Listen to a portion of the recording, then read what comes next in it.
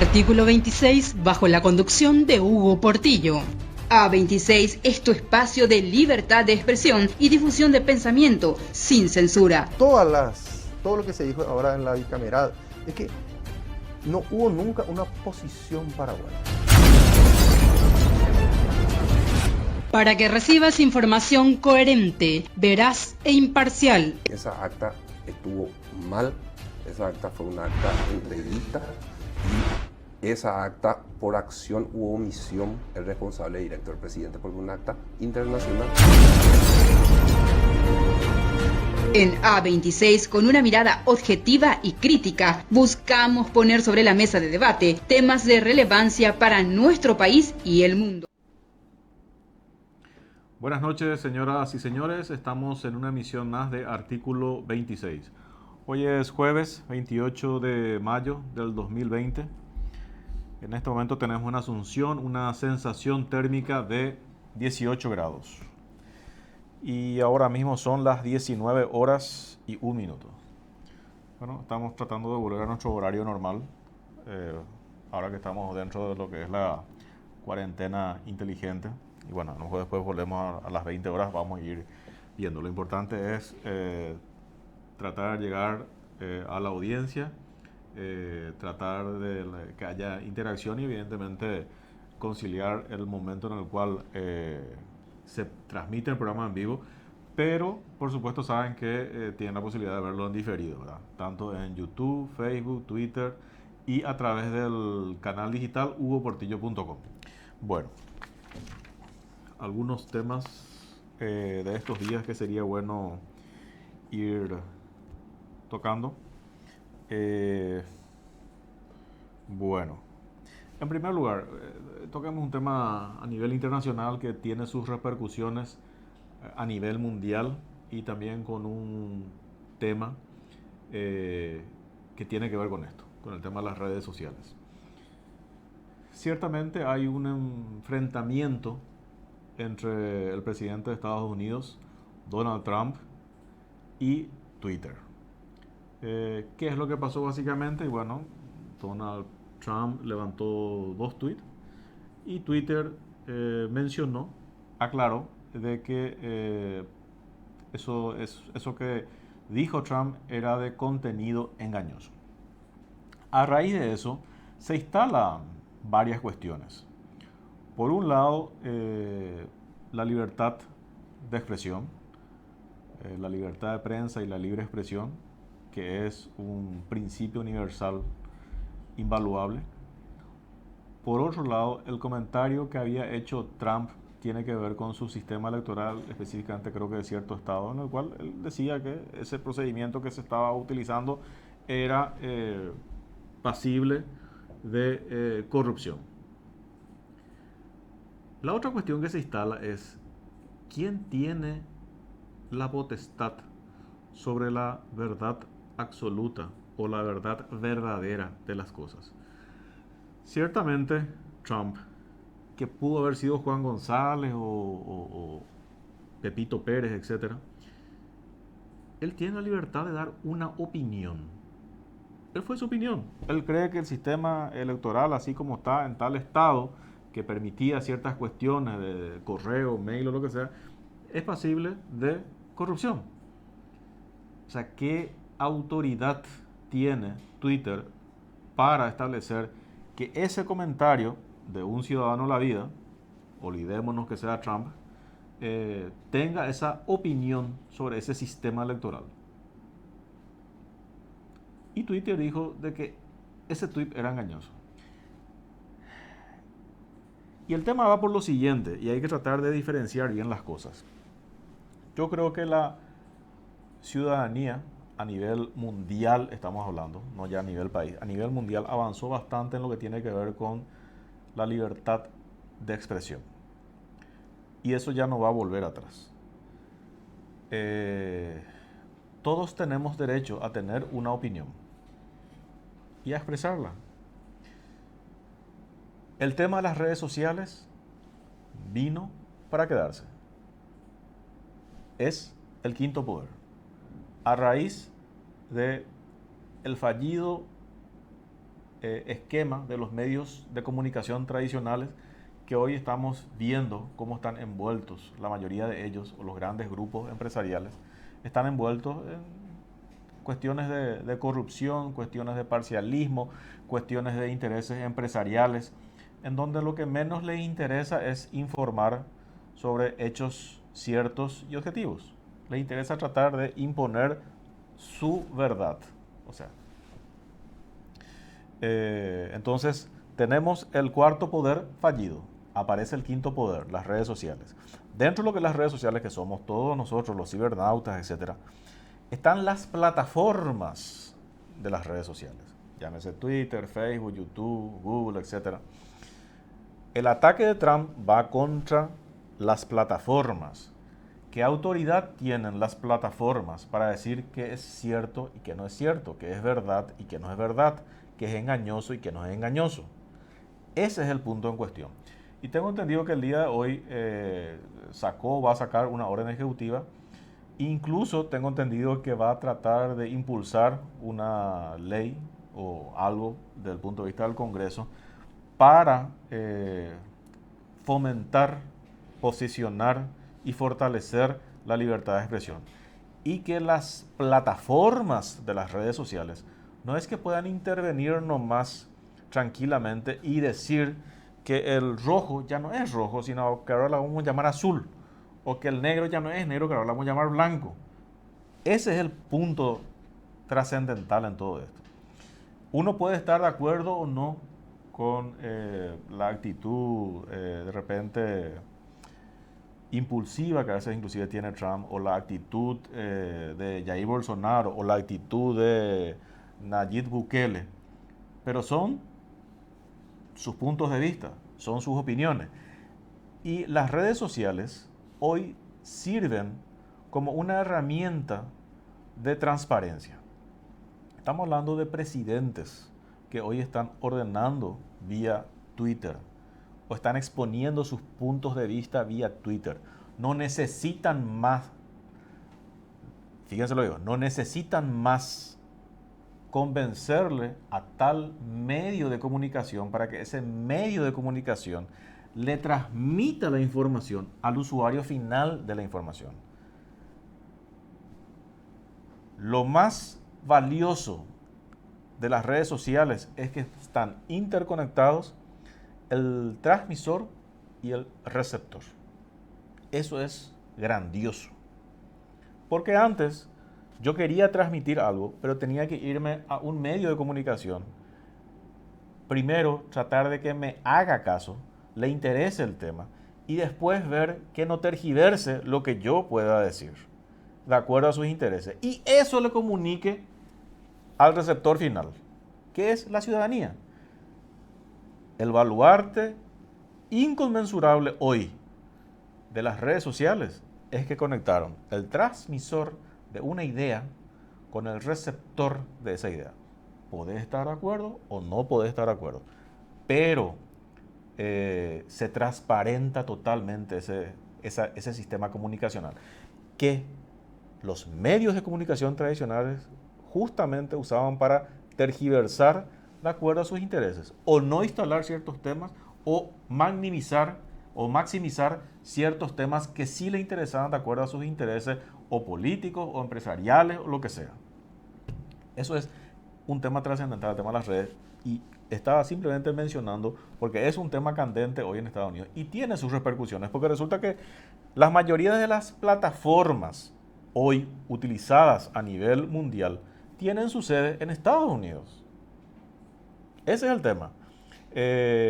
Acá tenemos un efecto básico de lo que es la globalización. Muchas veces me dicen, ¿qué es lo que es la globalización? Parece una cuestión etérea. No es tan etéreo. Hoy acá podemos comunicarnos, podemos establecer una interconexión directa entre el transmisor de una idea y el receptor de esa idea, esté de acuerdo o no, sin ninguna interferencia. Pero ciertamente eso utiliza una plataforma que hoy está en Estados Unidos. Y ellos ahora establecen las reglas sobre el resto de los países. Evidentemente, acá lo principal es defender la libertad de expresión y ciertamente cercenar la capacidad arbitraria que puedan tener las plataformas para decirme qué es blanco y qué es negro.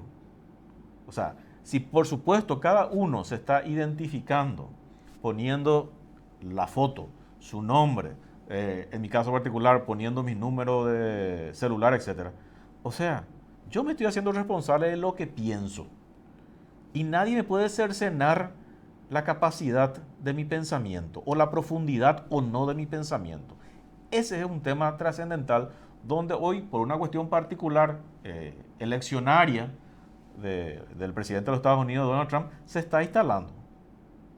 Y es cierto, ya le pasó a muchísimos de los comunistas, ya me pasó a mí, a todos, que las plataformas de las redes sociales tratan de direccionar ciertos temas sí, ciertos temas no, o esto es falso o no es falso. Es un tema importante, importantísimo para el tema de la libertad de expresión a nivel mundial. Y nos compete a todos porque las plataformas están todos en Estados Unidos. Hasta que en cualquier momento se vayan instalando también en otros países. ¿Quién dice? O sea, después va a venir Rusia con sus plataformas, que de hecho ya lo tienen, o China con sus plataformas, que de hecho ya lo tienen. No son nomás tan populares o tan conocidas o tan expansivas como las americanas, que fueron las que primero se instalaron. Pero esto es un tema mundial que no se va a poder atajar. Bueno, he puesto sobre el punto, digamos, porque es un tema que me apasiona y es un tema que realmente tenemos que darle la verdadera trascendencia. ¿Y a qué voy con eso? Recuerdo, y yo lo levanté hace poquísimo, hace cuestión de 3 semanas o más, un diputado, creo que era Romero Roa, creo que era él, el que dijo, no, pero si 7% de la población nomás tiene Twitter, y a mí, ¿por qué me van a venir a decir qué es lo que tengo que hacer o qué no? No, la ciudadanía hoy se comunica a través de Twitter. Expresamos nuestros puntos de vista a través de Twitter. Hoy, y fíjense una situación, no nos podemos ir a manifestar por el tema de la cuarentena. Porque resulta que va a haber imputación, que no sé qué cosa, que violación del código sanitario, todo lo que ustedes quieran. ¿Cómo hoy se manifiesta la ciudadanía? A través de las redes. Un tema todavía por depurar, y estoy de acuerdo ahí, sí, cierto, hay muchos troles, perfiles falsos, lo que ustedes quieran. Genial, pero es un tema por ir depurando. Ahora, si antes el porcentaje de las redes sociales era en un 90% de perfiles falsos o lo que sea, hoy está disminuyendo. O sea, más personas, genuinamente personas identificadas como yo, como cualquiera, estamos formando parte de las redes sociales. Y a pesar de que nos quieran tratar solamente de blogueros, estamos exponiendo nuestro punto de vista. Y estamos sobrepasando ese obstáculo, esa muralla que nos pusieron los medios de comunicación como arbitrarios de una verdad inexistente. Ellos elegían qué tomar del transmisor y qué transmitir al receptor. Hoy ya no. Eso es fundamental. Bueno. Otro tema que tiene que ver es con el tema del pedido de juicio político contra la fiscal general del Estado, Sandra Quiñones. Y yo creo, en ese sentido, hay varias cuestiones que yo quisiera mencionar. En primer lugar, dicen algunos, no, pero ¿y cómo van a plantear algo que si saben que no tienen los votos? Y yo le doy un punto valiosísimo ahí al diputado Edgar Acosta por lo siguiente. Resulta que con el tiempo nosotros, los ciudadanos, me incluyo por supuesto como miembro de la sociedad civil, le reclamamos a los parlamentarios, che, ¿y por qué no hacen esto? ¿Y por qué permiten esto? ¿Y por qué nadie?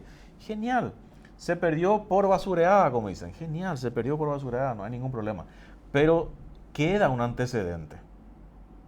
Se intentó y no se logró. 1. 2. Sandra Quiñones tiene la mochila cargada de acciones y de inacciones. O sea, cosas que hace mal y cosas que tiene que hacer pero no lo hace. Y simplemente hago una mención acá simplemente para no politizar, y son cuestiones de hechos reales y objetivos. Tiene en su mochila el tema de Mosipar, Metrobús, Karim Salún, Insumos Médicos, Benigno López, la caja paralela de la Municipalidad de Asunción, el tema del caso de Curuguatú, Tapeporá, el acta de entrega de Itaipú, el acuerdo Macri-Cartes, el tema de Zacarías Irún, el tema de este tema de los remedios, el tema trascendental e importante para la institucionalidad de la República, el tema del 31 de marzo, qué pasó realmente en aquellas circunstancias, qué pasó con Rodrigo Quintana, qué pasó o qué se quiso hacer con la democracia aquellos días, y tiene en su haber también cuestiones vinculadas con el tema Curubatu. Renunció, por ejemplo, el juez Arnaldo Martínez y el juez Emiliano Rolón fue sancionado. Y todos sabemos que ellos estaban actuando como, en ese momento, como con el rol de ministros de la Corte Suprema de Justicia, porque estaban formando parte de la Corte por las inhibiciones que hubieron y tomaron una decisión.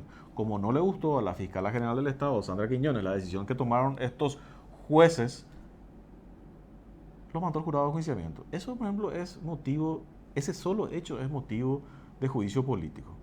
Y no es solamente el tema de mal desempeño de funciones. Eso yo también quiero tratar de instalar. Tanto el presidente de la República como el vicepresidente o la fiscala o los ministros, lo que sea, pueden ser imputados tranquilamente por un fiscal barete que agarre el tema y diga, ¿sabes qué? Lo que hiciste está mal, te imputo. ¿Por qué lo que tanto nos concentramos en el tema del juicio político? Sí, el juicio político está ahí como una herramienta política, pero acá hay suficientes elementos reales, hechos fácticos, hechos objetivos, que demuestran su mal accionar de Sandra Quiñones, o por acción, o por omisión, o por inutilidad, o por complicidad. Cualquiera de los fiscales puede imputarla. ¿Por qué lo que esperamos no tenemos que ir a juicio? Eso es una cuestión irreal que se instala en la ciudadanía. Cualquier fiscal puede imputarle a cualquier ciudadano de la República de este país si hace mal, desde el presidente de la República hasta cualquiera de nosotros. ¿Por qué lo que se quiere instalar el tema que no se puede? Claro que se puede. Ahora, que requiere realmente mucho coraje del fiscal que decida hacer eso, sí. Pero justamente ese es el tema de la división de los poderes y la independencia de los poderes que tanto gargantean las autoridades, pero que no lo hacen. Hoy le escuché a Marito decir básicamente el tema, no, que la fiscalía, que tiene la posibilidad de investigar y que tiene la libertad de hacerlo, etc. ¿Qué libertad de investigar va a tener Sandra Quiñones si hoy le dé de su pescuezo a los de Honor Colorado, a los de Añetete y a cierto grupo de los liberales, a los llanistas, creo que? O sea, ¿qué independencia va a tener ella? Al contrario, hoy está más maniatada que nunca, salvándole a ella del juicio político. Está más debilitada que nunca y en manos de grupos sectarios políticos. Eso es lo que hay que dimensionar y ese es el tema de que se está debilitando las instituciones en nuestro país. Estamos haciendo exactamente lo contrario de lo que se pasan discurseando nuestras autoridades. Sandra Quiñones, ni siquiera juicio político se tiene que pedir, tiene que ser imputada por otro fiscal. Todos los fiscales son independientes. Falta que haya uno marete en serio, que lleve el caso y que sea imputado, igual que Marito. No, que el juicio político. Marito, no, juicio político es mentira. Lo que hiciste con el tema de Itaipú, lo que ahora pasó con el tema de los insumos y la cantidad de casos de corrupción que existe. Cualquier fiscal puede imputarle al presidente de la República. No hace falta ir al juicio político como todo el mundo dice. Eso es mentira. El día que realmente tengamos institucionalidad en este país, va a haber un fiscal, en serio, un caraí fiscal, que vaya y le diga, te imputo, señor presidente, por esto y por esto. Hay suficientes hechos fácticos. ¿Por qué tenemos que llevar a la arena política? Eso es para otra situación. Pero ante hechos fácticos, no existe eso. Acá nomás se trata de mezclar todo, hechos fácticos con hechos políticos. Son dos hechos Y dos circunstancias totalmente diferentes. Bueno, eso es con relación al tema este. Y después dos cuestiones más nomás. Ahora que va a ir el presidente de la República, y creo que va a ir también Benigno López y Mazzoleni a hacer las explicaciones al Congreso como corresponde. Pero tienen que hacer una invitación para eso. Pero resulta que una invitación medio argel, porque dicen no tenemos que invitarlo, pues no podemos obligarle. Pero resulta que salió en el artículo 45 de la ley 6524 que el mismo Marito envió al Congreso, establecía que ellos iban a rendir cuentas cada 60 días de lo que iba pasando con la ley de emergencia, el uso del dinero, el tema del plan de acción desde el punto de vista de salud, el tema de la infraestructura, etc. Y no lo hacen. O sea, todo termina otra vez en letra muerta. Y se le tiene que estar invitando, por favor, para que vayan a explicar y a dar la cara al Parlamento de una ley que ellos mismos enviaron. Eso no, es ridículo. Y un tema también que ahora creo que está en cuestión de debate, pero después vamos a profundizar eso porque no estoy entendiendo bien, es lo que tiene que ver con el tema de las declaraciones juradas de los proveedores del Estado. Que por un lado creo que ahora se ratificó senadores en que se tienen que exigir las declaraciones juradas de los proveedores del Estado y tienen que ser públicas, sin orden judicial. Ahora creo que tiene que ir de vuelta a diputados y se tienen que ellos plantar, creo que por 2/3, en la posición que no sea así. Porque el diputado dice, no tiene que ser pública, ni se le tiene que pedir a los proveedores del Estado. Y el senador dice, sí, se le tiene que pedir y tiene que ser pública. Y aparte de eso, hay pedidos de inconstitucionalidad metidos por los proveedores del Estado diciendo que eso es inconstitucional, que va en contra de la Constitución Nacional. Bueno, es un lindo tema de debate porque establece dos principios fundamentales. El tema de la privacidad que tanto se comenta, se dice, el famoso tema del artículo 33 de la Constitución Nacional, y el tema de la transparencia como una herramienta de lucha efectiva contra la corrupción. Y de corrupción es lo que estamos llenos. Entonces, somos el segundo país más corrupto de Latinoamérica.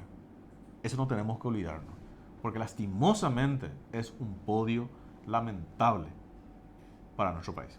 Bueno, vamos nosotros a nuestra comunicación telefónica, porque se nos va el tiempo. Un momentito.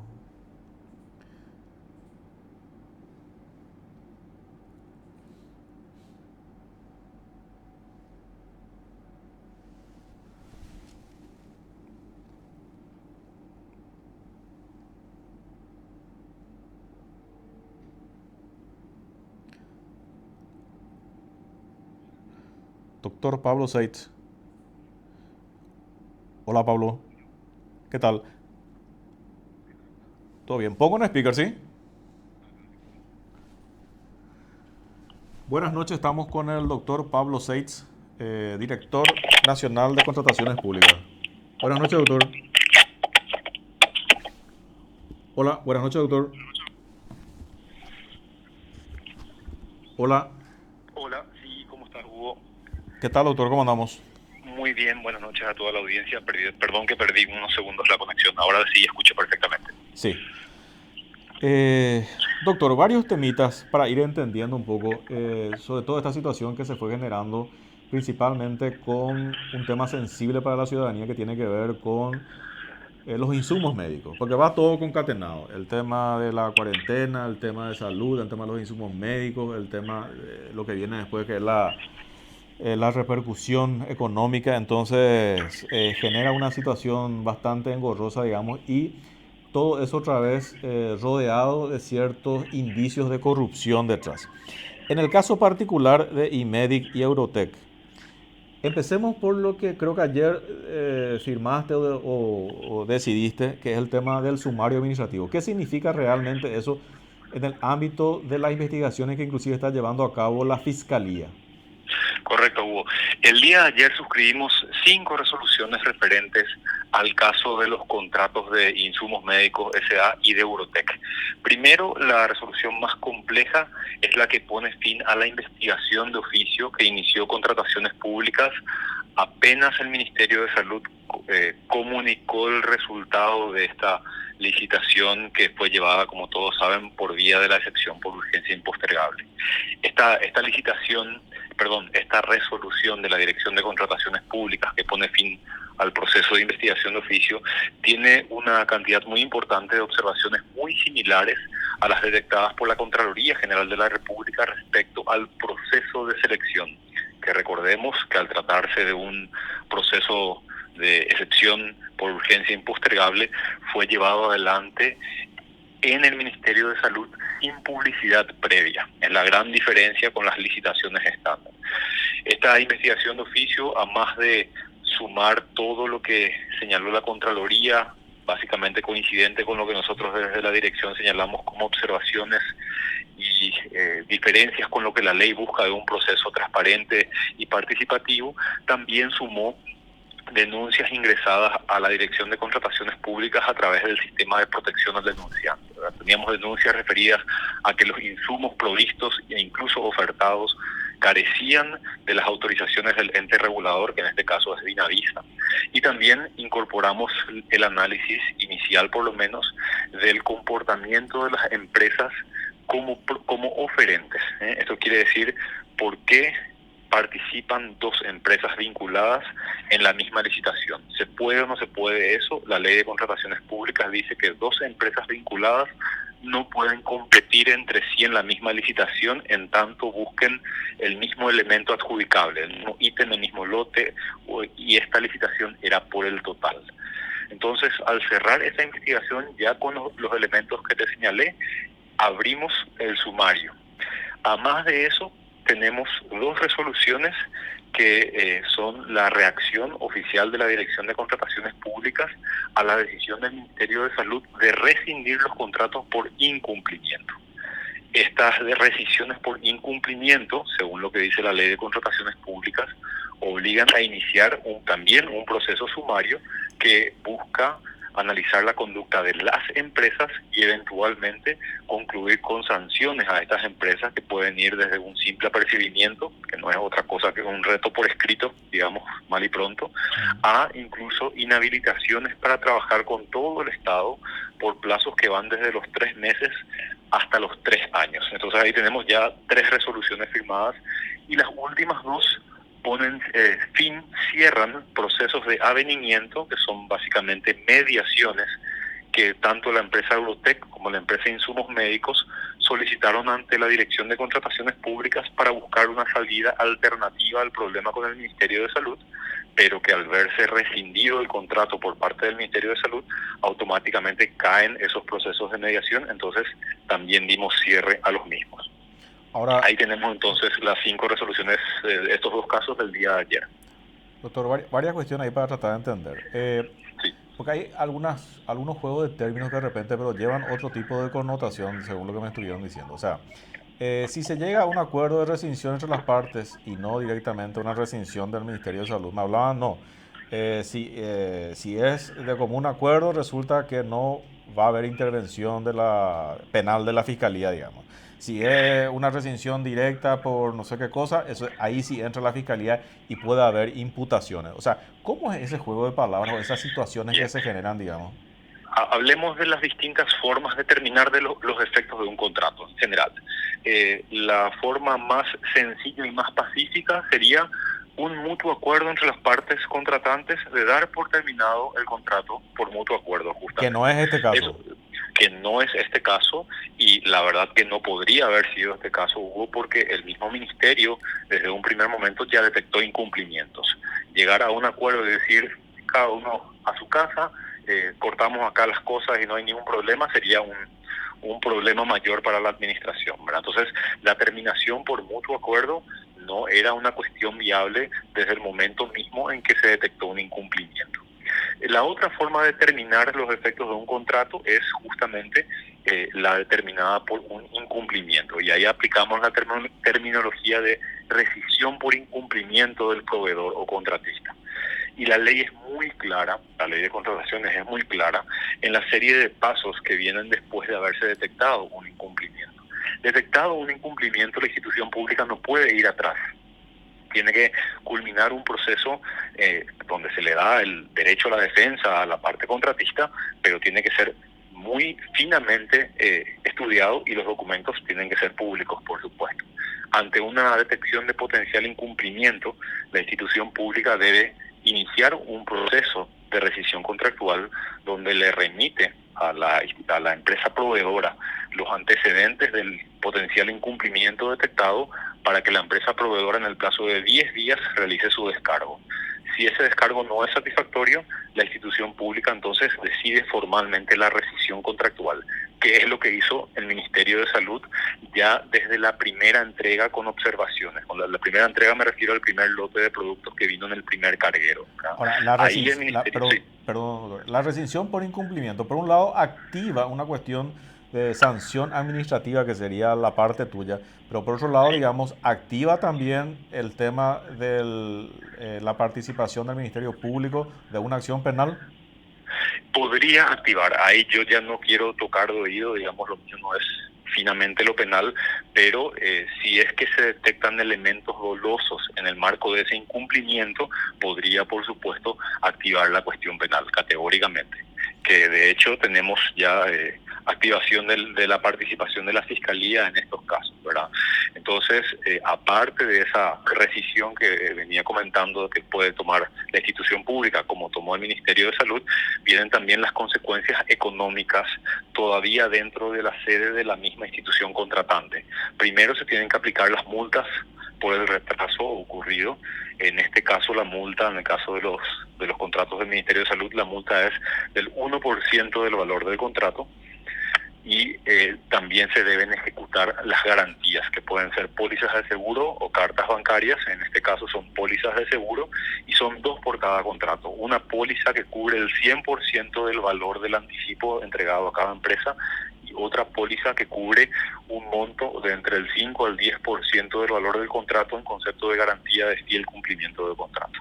Y además de eso, como ya hizo el Ministerio de Salud el día lunes, se debe comunicar todo este expediente a la Dirección de Contrataciones Públicas para iniciar ese sumario que puede culminar, como le había mencionado, con sanciones que pueden ir desde los 3 meses hasta los 3 años de inhabilitación para trabajar con el Estado.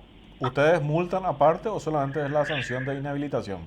No, nosotros no multamos. La verdad que el capítulo, y enseguida quisiera conversar otros temas al respecto contigo, Hugo, el capítulo sancionatorio de la Ley de Contrataciones Públicas se quedó corto.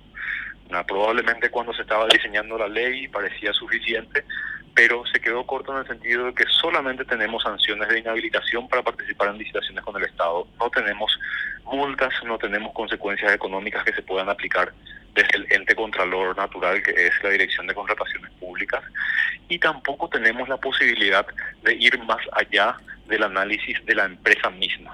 Podemos analizar solamente la consecuencia sobre la empresa proveedora, sobre la sociedad proveedora.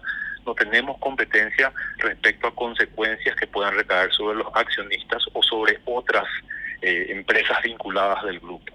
Lo que estamos buscando ahora es modificar la ley para que, como por ejemplo pasa en el sistema bancario, cuando el BCP aplica una sanción a un banco o una financiera, puede tomar ciertas medidas sobre los accionistas o sobre los directores de los bancos, o como la CEPRELAT cuando analiza una empresa, analiza en realidad un grupo económico. Queremos ampliar las potestades hacia ese lado, que es la tendencia en materia de control de actividades económicas, ¿verdad? O sea, la sanción administrativa que ustedes pueden brindar, aunque sea 3 años, a IMEDI o a Eurotech digamos, del Grupo Ferreira, lo mismo nomás, o sea, el Grupo Ferreira puede habilitar hoy una empresa Pirulito S.A. y se va a presentar a otra licitación. Así mismo, así tan duro y cruel como suena, es así mismo. Entonces, por eso decía, se quedó corta la Ley de Contrataciones Públicas con la realidad y el contexto que tenemos hoy día, y es más, puede ser más grave todavía la situación. Ni siquiera hace falta que cree un sancionado, para no darle carácter de prejuzgamiento, ¿verdad? Ni siquiera hace falta que un sancionado cree una empresa nueva. Si ya estaba operando con otra empresa con el Estado, puede seguir haciéndolo a través de la otra empresa. Entonces vemos que las sanciones pueden carecer del efecto deseado por la ley, que es sacarle afuera del juego al jugador que no juega limpiamente, ¿verdad? Ahora, ¿cuál es hay también una disgregación que a veces usan, que no sé cuál es la profundidad. Dicen, porque a veces se toma como gran noticia, y se suspendió. Sí, se suspendió. Me dice, no, una cosa es suspender, otra cosa es cancelar. Me dice, se suspende, pero se puede activar otra vez, no sé, en 10 días, en 15 días, que esto es lo otro. O sea, ¿cuál es la diferencia? O sea, ¿cuáles son las etapas dentro de una situación que se presenta de denuncia, digamos? Porque a veces dicen, no, ya está, ya se suspendió, pero realmente sigue activada la licitación o el proveedor, digamos. Claro, la suspensión es normalmente el término que utilizamos para congelar el proceso licitatorio que es objeto de algún tipo de investigación o de protesta por el área jurídica de contrataciones públicas. Por ejemplo, hoy día tenemos suspendido el procedimiento de adquisición de columnas de la ANDE. Tenemos suspendido, la verdad que no está suspendido porque ese procedimiento no tenía luego presupuesto, el del software de IPS. En su momento suspendimos el procedimiento de adquisición o alquiler de urnas electrónicas, de máquinas de votación electrónicas. ¿Qué significa esa suspensión? Es una especie de medida cautelar para que no se siga ejecutando el contrato o no se sigan avanzando a las siguientes etapas del proceso licitatorio, mientras que se analiza si la etapa objeto de investigación es sana o no es sana, es regular o no es regular, ¿verdad? La suspensión es simplemente una pausa a la ejecución del contrato o al avance del procedimiento para evitar perjuicios que puedan ocasionarse con el avance de algo que puede eventualmente ser ordenado en cuanto a retrotraer efectos. Ahora, ¿cuáles son las etapas que se tienen que dar o cuáles son los presupuestos que se tienen que dar para no ir a una suspensión, sino ir a una cancelación, por ejemplo? Claro, la cancelación ya es el resultado del proceso investigativo, o del resultado de la protesta. La protesta es el mecanismo más usual de control de las licitaciones públicas, que es el que activa la parte interesada en participar cuando se protesta contra un pliego o los participantes cuando se protesta contra el resultado de la licitación. Y el fin del proceso se decide a través de una resolución o de cancelación o de convalidación de lo actuado por parte de la institución pública. En estos casos, perdón que continúe, Hugo, en estos casos del Ministerio de Salud no se definió ni la cancelación ni la nulidad del procedimiento, en razón a que el Ministerio ya rescindió por incumplimiento y bueno, no se puede matar dos veces un acto, ¿verdad? Entonces, terminados los efectos del contrato, lo que cupo ahí hacer fue de señalar todas las irregulares actuaciones administrativas del procedimiento y comunicar ese paquete de información al mismo Ministerio de Salud para que utilice esa información en el marco de sus sumarios internos a sus funcionarios, a la Contraloría General de la República para que tome nota de todo eso al momento de la rendición de cuentas de cada uno de estos contratos, independientemente de que sean ejecutados, aunque sean parte. También a la Procuraduría General de la República, si eventualmente se detecta algún tipo de daño patrimonial que debe ser objeto de reclamo aparte de las pólizas, y estamos comunicando el resultado de todos los procedimientos de contratación COVID a la CONACOM, a la Comisión Nacional de Defensa de la Competencia, porque están iniciando un proceso de revisión primero de precios a los efectos de verificar si hay o no hay alza desmedida e injustificada de precios, y también un análisis de cualquier otro tipo de inconducta a los efectos de la Ley de Defensa de la Competencia, ¿verdad? Ahora, ¿hay un plazo en el cual pasa una licitación del estadio de suspensión al de cancelación? Porque a veces muchas veces, no, ya se suspendió y todo como que pasa desapercibido y después se activa de vuelta. O sea, hay un plazo de decir, no, está bien, se suspendió, pero en 10 días se tiene que decidir si se cancela o sigue activo. Sí, son los plazos que van coincidiendo con el tipo de procedimiento que tienen encima, por así llamarlo, ¿verdad? Por ejemplo, la protesta tiene un plazo máximo de 50 días desde que se inicia hasta que culmina. Puede comenzar ya con una orden de suspensión del procedimiento, y la investigación de oficio también tiene un plazo similar, eso independientemente a que en muchos casos la Dirección de Contrataciones Públicas, por una cuestión de sensibilidad del procedimiento o de necesidad imperiosa de la institución pública de tener definida ya la cuestión, le da más celeridad. Insisto con el ejemplo de las urnas electrónicas, de las máquinas de votación electrónicas. En ese caso, habríamos resuelto esa investigación en el plazo de 7 días, ¿verdad? Y durante esos 7 días estuvo suspendido el procedimiento. Pero hay otra cuestión, aparte de la suspensión, hay una cuestión operativa que implementamos en enero de este año, que permite que no se utilice que no se utilicen los recursos financieros, que no se pueda pagar algo que tenga que ser cubierto a partir del contrato emergente de la licitación, si eso es objeto de algún tipo de denuncia, de protesta o de investigación, ¿verdad? Es el sistema de monitoreo del Código de Contratación. El Código de Contratación es una clave que autoriza a dos acciones fundamentales a la institución pública. Primero, a publicar el contrato firmado, y segundo, a pagar lo que se tenga que pagar en base a ese contrato. El Código de Contratación lo que hace es certificar que se cumplieron formalmente con todas las etapas de un proceso licitatorio. Entonces, cuando tenemos una licitación investigada, denunciada u observada, ponemos en monitoreo el Código de Contratación y no es utilizable salvo requerimiento firmado expreso de la institución pública donde manifiesta su conocimiento respecto a la posibilidad que existe de que sea anulado el contrato y que tengan que revertir las operaciones emergentes del pago. Y si eventualmente suscribe ese documento la institución pública, entonces volvemos a analizar si amerita otorgarle el Código de Contratación o amerita suspender el procedimiento de contratación mientras que dure la protesta o la investigación. Ahora, en el caso particular, por ejemplo, de los postes de la ANDE, o sea, ¿en cuánto tiempo ustedes van a definir si no se activa o se cancela? Yo creo que el caso de postes de la ANDE dependerá de una cuestión procesal, si necesitamos o no algún tipo de prueba pericial, que prorrogaría unos 10 días más el estudio si es que se necesita la prueba pericial, y si no, tendríamos al final de la semana que viene el resultado del procedimiento. Ok. El tema de las denuncias que mencionaste, ¿solamente las partes pueden hacer las denuncias o de repente eso está abierto a la ciudadanía? O sea, por más de que haya una licitación... Eso está abierto plenamente a toda la ciudadanía. Y ni siquiera hace falta, o sea, sí, se tienen que cargar los datos del denunciante al momento de cargar la denuncia por vía electrónica desde el portal de contrataciones públicas, pero esa información queda totalmente encriptada y no tuvimos hasta ahora ni un solo caso en el que se haya ordenado, ni siquiera a través de la autoridad judicial, que se devele quién fue el denunciante. En puridad no tendría que importar quién fue el denunciante, lo importante es lo denunciado, ¿verdad? No importa quién lo diga, lo importante es el contenido de la denuncia y ni siquiera la calidad de redacción de la denuncia, las pruebas.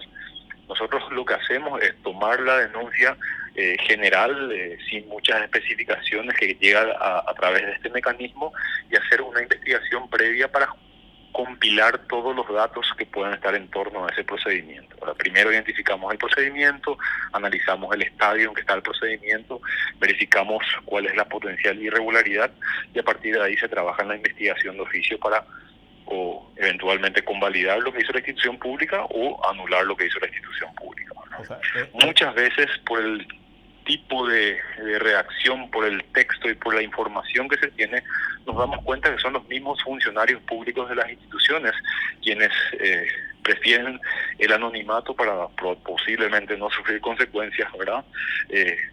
Para hacer las denuncias, y realmente es un mecanismo muy útil para llegar a indagar muchos aspectos de los procesos licitatorios. Ahora, ese tipo, el lugar de la denuncia, ¿está en tu página web o dónde está? Sí, en la página web. En la sección hay una sección de servicios y ahí está denuncias y ahí se puede acceder.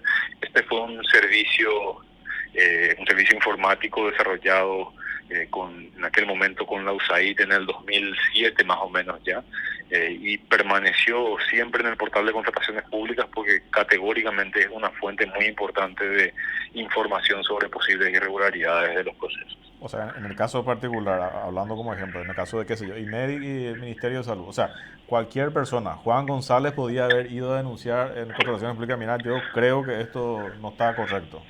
Correcto, y de hecho, así mismo, recibimos 2 denuncias sobre ese procedimiento, estando ya abierta la investigación de oficio, y sumamos esas denuncias a la investigación de oficio. Una denuncia fue los productos ofertados y por tanto los entregados carecen de las autorizaciones de Dinavisa.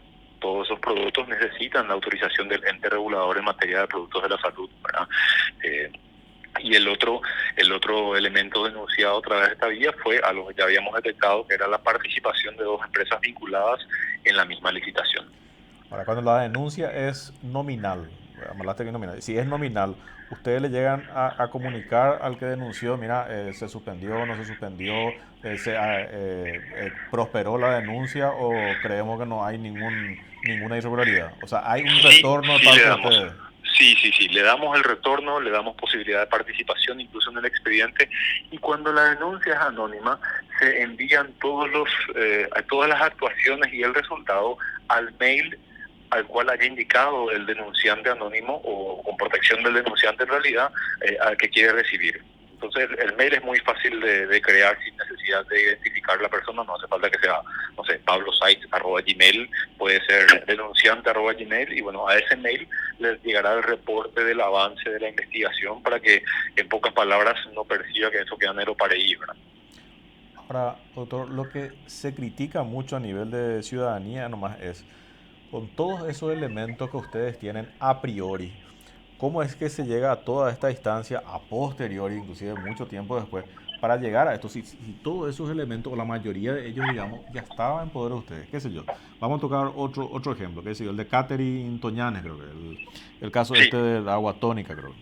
Perdón, Sí. tapaboca de DINAC, creo que fue. De DINAC, correcto. Pero ella ya había participado en otra licitación donde creo que ya cobró gran parte de los 1.800 millones de mantenimiento de aviones o algo así, no sé, también de la DINAC o algo por el estilo, ¿verdad? Entonces, Sí, de radioayuda. claro, entonces, y hoy resulta que ella no existe, parece que la empresa lo es fantasma, es de maletín, etcétera. ¿Cómo se llega nomás a esa distancia?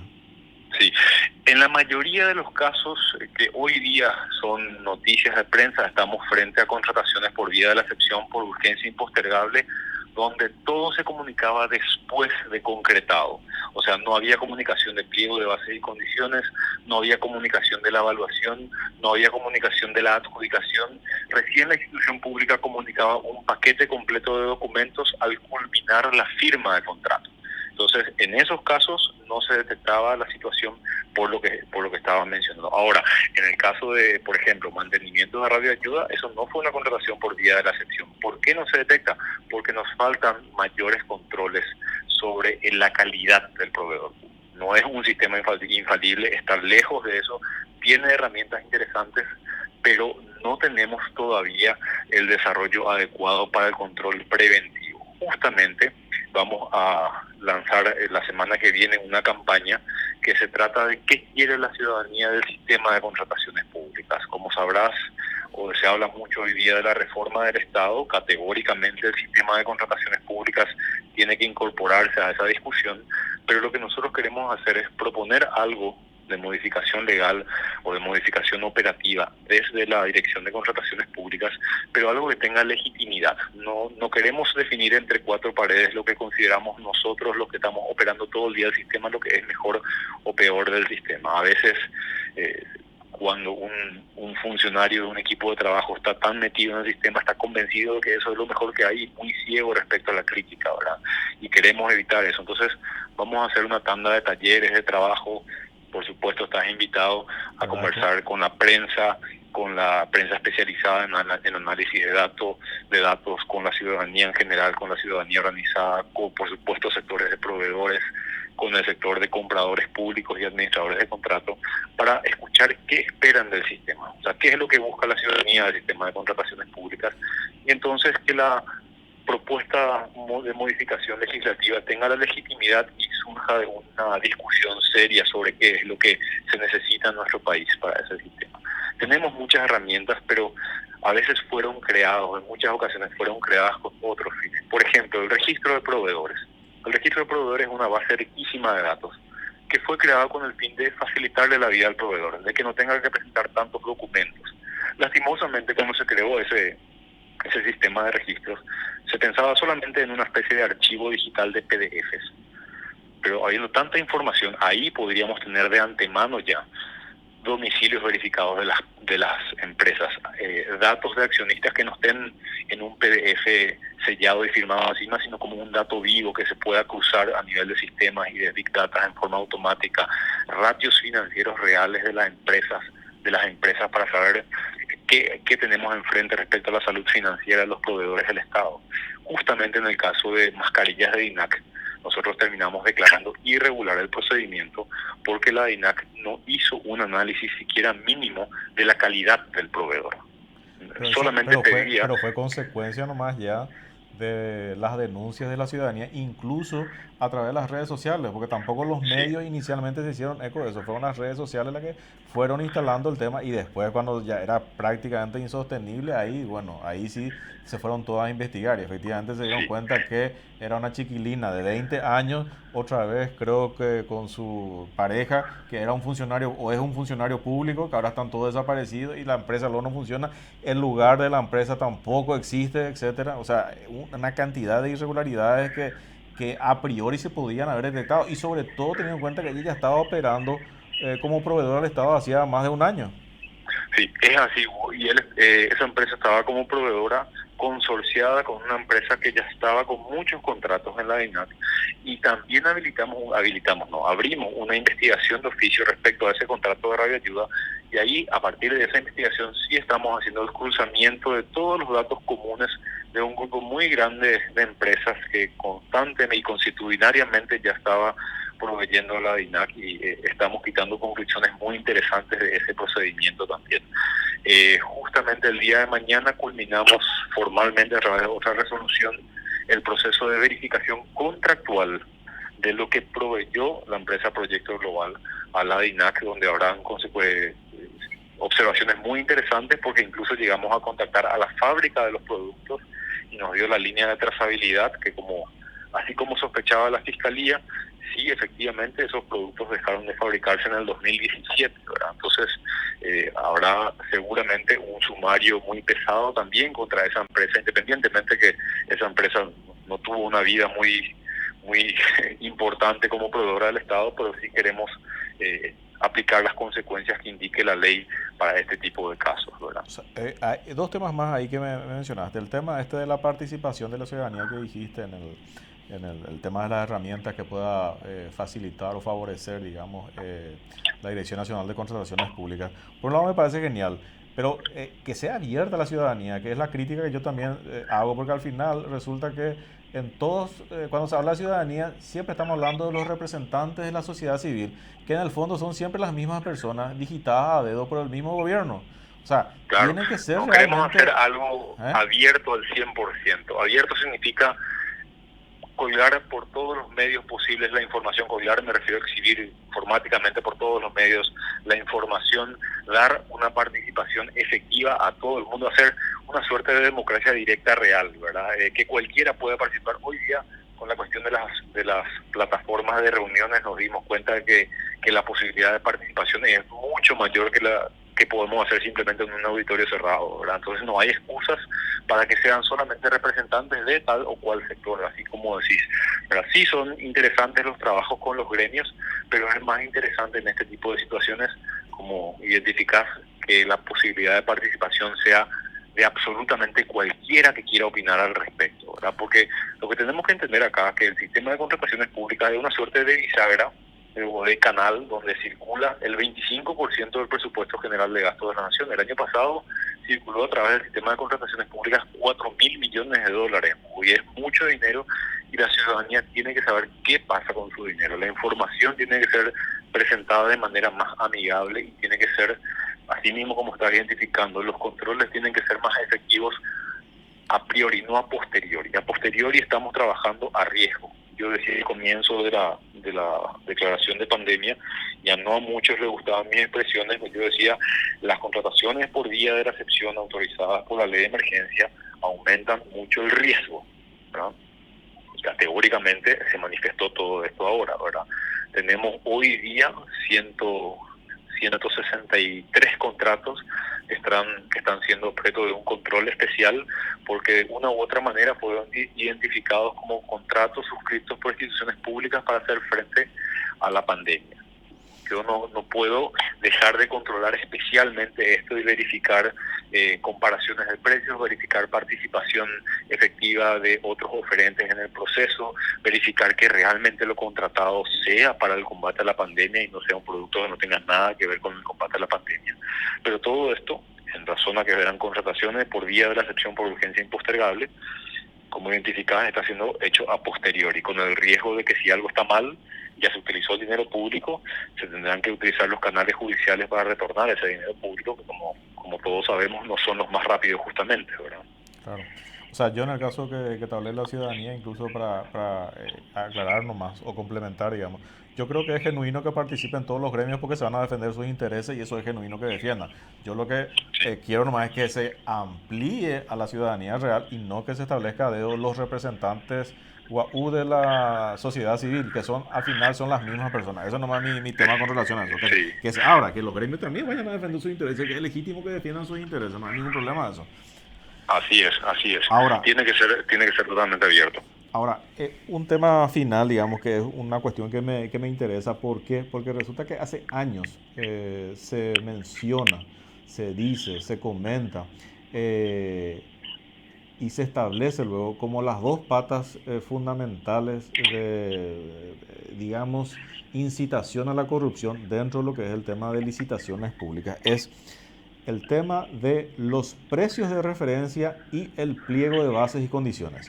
Y tenemos casos espantosos al respecto. Con relación al tema de los precios de referencia, a veces es medio bochornoso, ya los precios que se ponen son demasiado altos que al final todo el mundo sabe o se imagina que evidentemente por ese vacío o ese margen entre el precio base, que es el precio de mercado real, y el precio de referencia es tan alto porque en el medio hay otras cuestiones que se tienen que ir subsanando.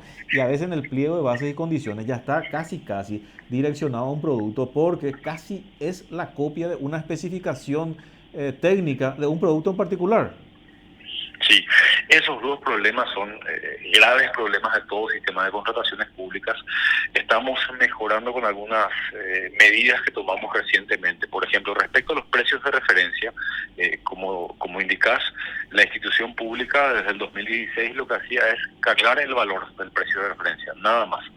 Ahora obligamos a la institución pública a que haga públicos los documentos utilizados para la construcción de ese precio de referencia. Entonces, si ese precio de referencia fue construido, por ejemplo, para la compra de computadoras de Ofipar, Compupar y Informática Portillo S.A., pues esos presupuestos enviados y firmados por las empresas serán públicos y se sabrá de dónde salió ese precio referencial.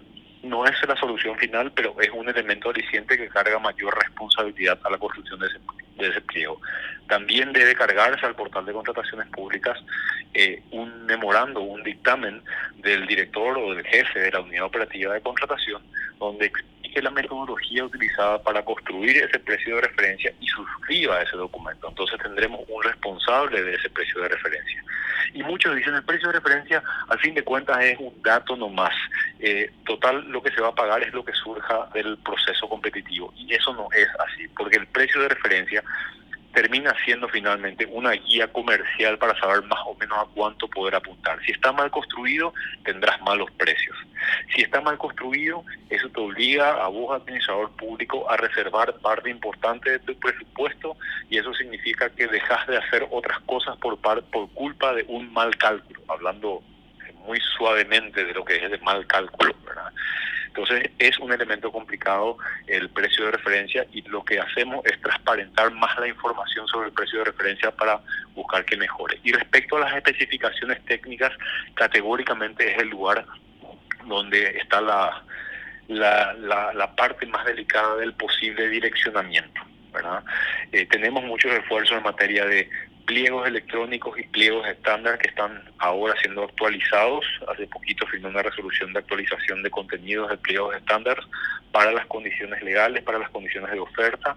También estamos trabajando ya en detalles de los pliegos por rubros para identificar cuáles son las cláusulas que pueden ser cumplidas por todas las empresas y no utilizar las condiciones técnicas y financieras para disminuir la participación. Pero finalmente el aspecto técnico íntimo, finito ahí del pliego sigue siendo un elemento peligroso, y la mejor defensa es la denuncia que haga la competencia comercial respecto a las posibilidades o no de participar que otorga ese pliego. Para eso, un elemento muy utilizado es la protesta. Recibimos cerca de 800 protestas por año contra pliegos de bases y condiciones. La gran mayoría de esas 800 versan sobre el potencial direccionamiento de ese pliego.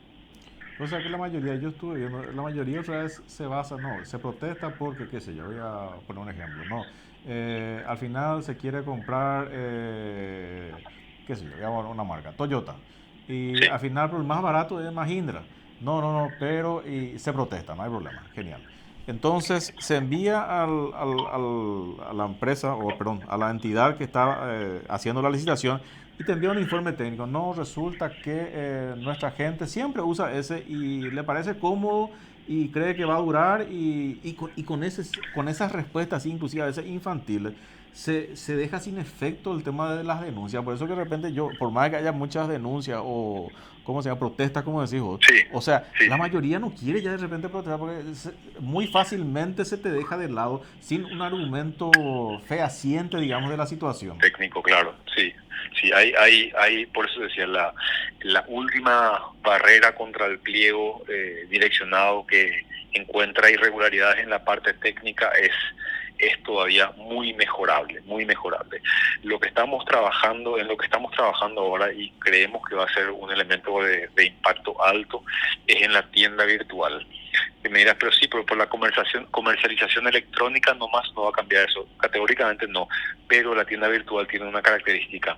Hay un único pliego de compras para distintas instituciones públicas y ese único pliego surge desde la Dirección de Contrataciones Públicas, entonces es redactado y confeccionado muy abiertamente para que tenga una participación muy amplia y eventualmente si en ese pliego se detecta algún tipo de inconsistencia, por supuesto habrá mucho interés en limpiarlo y tiene también la ventaja de que no se objeta el pliego de tu cliente, por así llamarlo, desde el punto de vista del proveedor. Muchas veces los potenciales proveedores no quieren iniciar un pleito, aunque sea administrativo, contra su potencial cliente por una cuestión de sensibilidad comercial, digamos, ¿verdad? Bueno, con esto no se da, con la tienda virtual no se da y se puede lograr realmente mejorar mucho. Estamos ahora con la tienda virtual ya lista de productos de limpieza, de útiles de oficina, de algunos insumos y productos COVID, que va a ser muy interesante también eso. Y lanzamos ahora una tienda virtual para industriales nacionales para buscar mejorar la situación de los compatriotas a nivel MIPYMES que están innovando con nuevos productos para el combate a la pandemia y vamos a avanzar hacia sectores bastante más interesantes como por ejemplo muebles de oficina, pasajes de avión, ¿verdad? Que las licitaciones de pasaje de avión no tienen mucho sentido, a veces no es que se licita el costo del pasaje, sino simplemente se analiza cuál es la agencia de viajes que tiene mejor facturación o más alta facturación y que a futuro me venderá el pasaje solita y sin competencia comercial, ¿verdad? Ahora, una otra cuestión muy delicada también dentro de este esquema es la entrega de las mercaderías, en este caso, de los servicios. O sea, ¿qué participación realmente ahí tiene la Dirección Nacional de Contrataciones Públicas? ¿Por qué te digo esto? Porque hay varios casos en los cuales te ponen la trampa del pliego de bases y condiciones, que está totalmente direccionado, o con cuestiones técnicas luego casi incumplibles, que a veces son medio chistosas, porque te dicen, no, si el proveedor quiere seguir manteniendo su hegemonía, te dicen, no, tiene que ser luego proveedor hace 10 años, porque hace 10 años es lo más estable. Entonces, nadie nunca nuevo va a poder entrar a competir porque nunca va a tener 10 años. Eso es por un lado. Por otro lado, resulta que te ponen especificaciones técnicas que a la hora de la verdad, en la entrega del producto, no cumplen la No se especificación cumplen. técnica. Exactamente. En general, el control de los contratos en el país siempre estuvo en manos de la misma institución contratante, lo cual es por supuesto insuficiente. Se creó una dirección de verificación contractual en la Dirección de Contrataciones Públicas para hacer un control de la ejecución del contrato, pero estamos hablando de un control como resultado de algún tipo de denuncia, de un tipo de investigación, un control por muestreo, y no se tiene capacidad de controlar in situ la ejecución contractual o la ejecución del contrato de más de 120 o 130 casos al año. Y estamos hablando de que existen cerca de 18.000 contratos entre Estado Central, municipalidades y gobernaciones al año, ¿verdad? Entonces, lo que creamos como parche a esta situación es un sistema de seguimiento de contratos donde la institución pública por lo menos debe exhibir los papeles que demuestran el cumplimiento del contrato. Digo por lo menos porque sabemos que el papel igual puede aguantar algún tipo de fraude o irregularidad respecto a lo que se está entregando. Tenemos que avanzar hacia los controles tercerizados, hacia las certificaciones de empresas especializadas que brindan servicios de control de lo que se está proveyendo, ¿verdad? Yo creo que ese podría ser un avance importante, pero es un lugar donde no tenemos una respuesta todavía a nivel de administración del Estado, no solamente de contrataciones públicas, que garantice que exista información plena sobre lo que se está ejecutando, ¿verdad? Muchos hablan de decir los controles de las obras públicas por lo menos siempre van a estar ahí. Bueno, en cualquier momento se puede ir a hacer el control, pero lo más delicado son los consumibles, ¿verdad? ¿Cómo controlas 3 meses después las raciones de alimentación escolar? ¿Cómo controlas una semana después las raciones de alimentación escolar?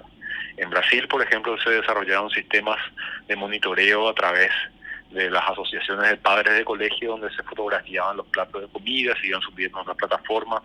Yo creo que acá el involucramiento a la sociedad es muy importante para la verificación de lo que se está ejecutando con el Estado, ¿verdad?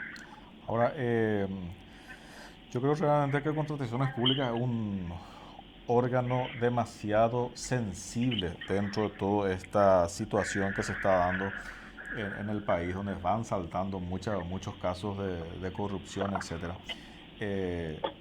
Y por un lado, inclusive, yo varias veces te lo digo, o sea, así como está contrataciones públicas, para mí debería, yo dije varias veces, tiene que desaparecer porque no está cumpliendo un rol preventivo en todo esto, y al contrario, está hasta legitimando ciertas cuestiones, porque a la hora de la verdad te presentan un pliego de bases y condiciones que es casi incumplible, pero después resulta que se entrega nomás un producto igual al que existe luego en el mercado, pero al doble o al triple del precio que otra vez se pone como precio de referencia. O sea, son 3 cuestiones que se van dando vuelta ahí. Y el otro tema que escuché, y no sé si es cierto o no, inclusive se está pensando al contrario, en elevar la categoría de contrataciones públicas al rol de ministerio. La verdad que eso no escuché lo del ministerio, y la verdad que no le veo ninguna necesidad de que se eleve a rango de ministerio.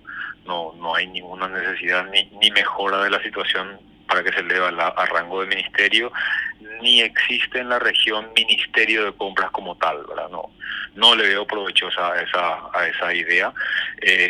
Tomo con mucha preocupación lo que estabas mencionando, Hugo, sobre el rol de contrataciones públicas, porque es así como mencionás, ¿verdad? Cualquier cosa que pase por el sistema de contrataciones públicas puede lucir como una suerte de aval de algo que está mal, ¿verdad? Entonces se tiene que trabajar en base a sistemas de control. No se puede más reposar la calidad del controlador público en el ojo humano, y se tiene que ser muy objetivo en lo que se puede controlar, y lo que se pueda controlar que sea claramente identificable en forma previa, a priori, lo que está bien y lo que está mal. Y se tienen que buscar los últimos recovecos de información que no es pública o que no es de fácil acceso, que no es sencilla de digerir, y transparentar todo eso. Es interesante el sistema de contrataciones públicas que tenemos nosotros. Es un sistema que centraliza la gran mayoría de los contratos que firman las instituciones públicas. En otros países no está tan centralizada esa información. En Brasil hay un sistema de contrataciones públicas para cada municipalidad, para cada estado, y otra vez para cada ente público, según el tipo de ente público que sea. En Argentina, bueno, al ser un país federal, también se descentraliza mucho eso. En pocos países tenemos un sistema tan abarcante como el nuestro en cuanto a instituciones, a tipos de contratos y a rubros. Chile también tiene un sistema muy lindo, pero por ejemplo las obras públicas no forman parte de su sistema de compras. Entonces tenemos que aprovechar mejor esa centralización de información que tenemos y esa descentralización operativa que permite el sistema para dar un servicio de mayor calidad. Eso es lo que tenemos que hacer, dar un servicio de mayor calidad. ¿Por qué dijiste la mayor parte de las licitaciones? O sea, ¿no están todas ahí? Y tenemos, por ejemplo, casos señalados expresamente en la ley como los contratos que surjan de empréstitos internacionales, Banco Mundial, BID u otra multilateral de crédito que preste dinero al Estado para una obra o para un servicio en particular, y bueno, la licitación se organiza según las reglas del BID o del Banco Mundial. También se publican en el portal de contrataciones públicas, pero solamente se publican, no se rigen por la ley nacional. Y no podemos obligar, en el caso que decían no publicar, no podemos obligar a que sean publicadas, ¿verdad? Porque se rigen por sus políticas y por sus normas. Itaipú y Yacyretá no se rigen por la ley de contrataciones públicas. No obstante, Itaipú suscribió un acuerdo con la dirección para publicar todas sus licitaciones a través del portal de contrataciones públicas, ¿verdad? Porque con todas sus falencias eventualmente, pero el portal de contrataciones públicas es un punto de mucha información importante e interesante para los que buscan hacer negocios con el Estado, por supuesto negocios en el buen sentido de la palabra, ¿verdad? Claro. También tenemos eventualmente los contratos de concesión que no pasan por el sistema de contrataciones públicas, pero hay muy pocos contratos de concesión importante. Tenemos solamente el caso de Tapepona, ¿verdad? Y después tenemos pequeños contratos de concesión a nivel municipal, que en algunas ciudades el servicio de recolección de basura está concesionado, por ejemplo.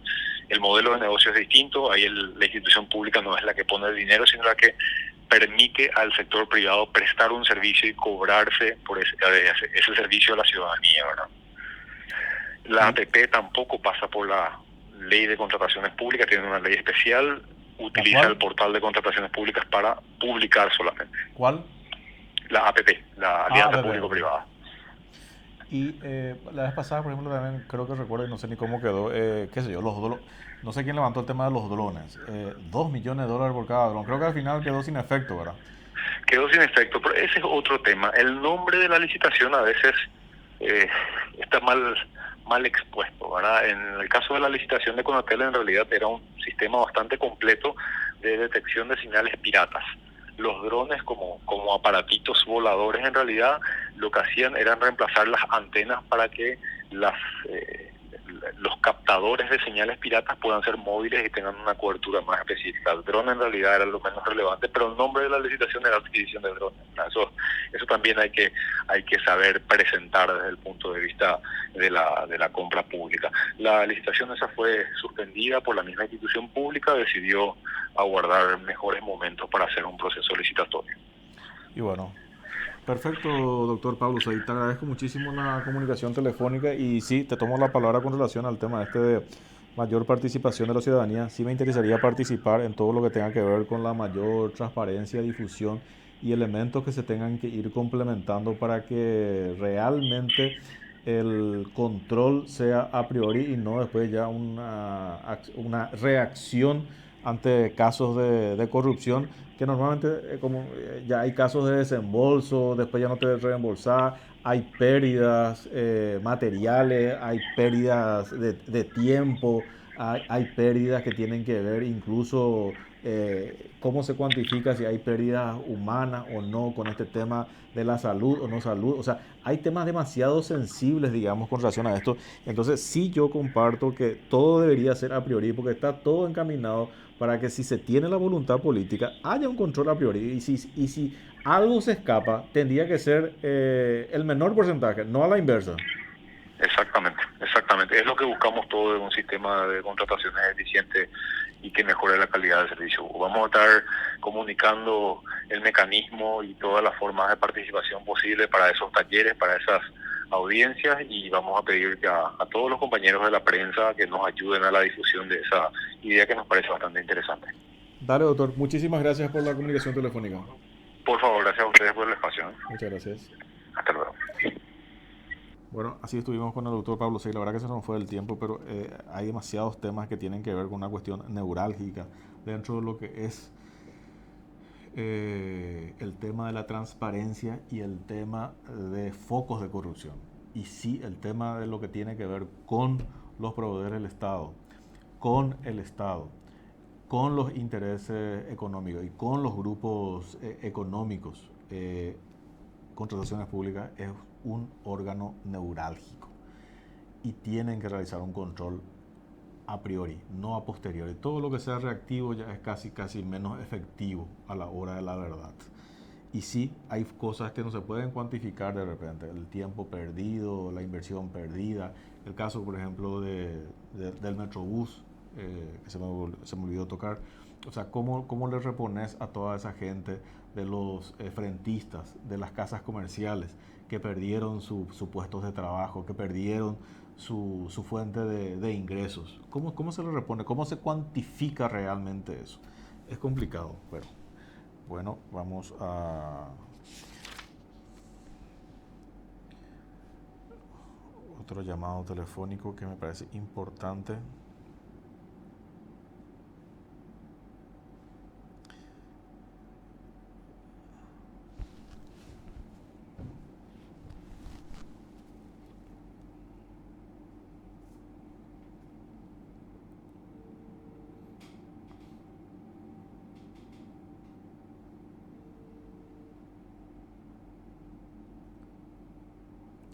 Doctor Claudio Lovera. ¿Qué tal, doctor? Hugo Portillo te habla. Pongo en speaker, doctor, ¿sí? Buenas noches, estamos con el doctor Claudio Lovera. Vos sos el abogado querellante, doctor, de Alejandro Domínguez de la Conmebol contra expresiones o difamación de Chilaver. Sí, muy buenas noches. Soy representante convencional del señor Domínguez y a inicios de este año se ha promovido una querella por hechos punibles de persecución privada sobre la base de las figuras de la difamación, calumnia e injuria. Doctor, antes de continuar, dame una pequeña clase para la gente de la calle, porque siempre se mencionan los tres, pero bien sencillo nomás ponerme, ¿qué es lo que es difamación, qué es lo que es calumnia y qué es lo que es injuria? Ok, para poder clarificar tenemos que representarnos de que una persona se puede expresar hechos y una persona también puede expresar juicios de valor. Es decir, hechos, yo afirmo o divulgo una circunstancia fáctica, y cuando hablamos de juicio de valor, por ejemplo, señalo, ese cuadro es lindo, ¿verdad? Entonces eso pertenece a una valoración personal, ¿verdad? Ahí es muy importante porque en lo que es difamación y calumnia solamente caben las expresiones sobre hechos, y en la injuria caben tanto expresiones sobre hechos como también juicios de valor. Entonces ahí hay una primera diferencia. Una segunda diferencia es que, remontándonos a lo que son expresiones sobre hechos, cuando yo expreso hechos ante terceros, en relación, cuando hablamos de terceros, entonces en relación a otra persona, podemos hablar tanto de la difamación o la calumnia. Y cuando yo expreso hechos a la persona afectada, hablo de injuria. Y eso es interesante, ya anterior a la pregunta, porque muchas veces la gente piensa que, por ejemplo, escribirle un mensaje a otra persona y por ejemplo, expresar hechos que pueden atentar contra los bienes jurídicos de nueva reputación, piensan que no cabe ninguna figura y eso es una injuria, ¿verdad? Entonces ahí es muy importante, cuando están en juego terceros que perciben expresiones sobre hechos, vamos hacia la calumnia y la difamación. Cuando expresamos hechos a la persona afectada, vamos a la injuria. Y el segundo apartado de la injuria se refiere a los juicios de valor, tanto ante terceros como a la misma persona afectada, ¿verdad? Que son diferencias fundamentales. Y luego diferencias entre la calumnia y en este caso la injuria. Como dije, siempre hacemos referencia respecto a hechos, pero en el caso en particular hay alguna diferencia entre calumnia y difamación, por ejemplo, a niveles del tipo subjetivo, ¿verdad? En el marco de la calumnia se requiere un tipo especial de dolo a partir de fórmulas como a sabiendas, a diferencia de la difamación en el que abarca todas las formas de dolo.